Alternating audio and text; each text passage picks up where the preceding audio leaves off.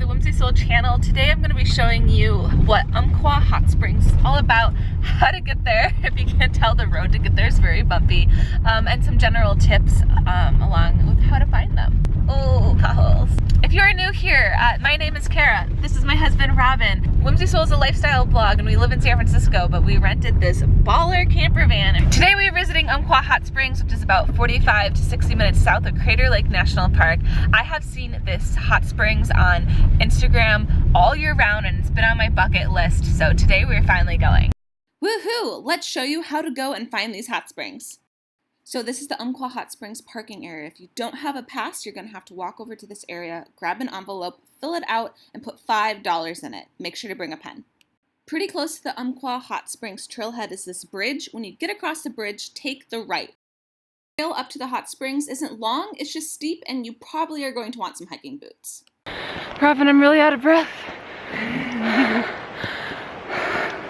So these are the hot springs. We made it. As you can see, it is very crowded. We went in the afternoon. If you don't want any people there when you go, I suggest going at sunrise or early in the morning.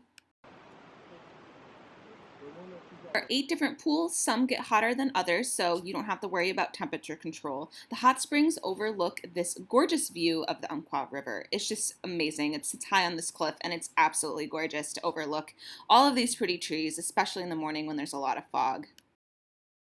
Here's a pro tip. You're going to want to bring extra dry clothes, some towels, and some dry socks to change into after your soak, or you can just wrap a towel around your waist like I did.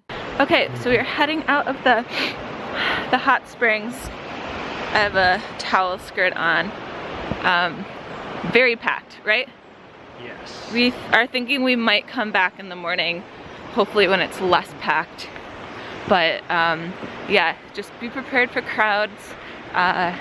Definitely be prepared for crowds. So I hope this helps you plan a really great Umpqua Hot Springs trip. If you have any questions, leave a comment below or DM me on Instagram at The Whimsy Soul. I also have an entire blog post about this if you want to read and get written directions. I linked the blog post in the description. I hope you visit and I hope you have a fun time at these hot springs.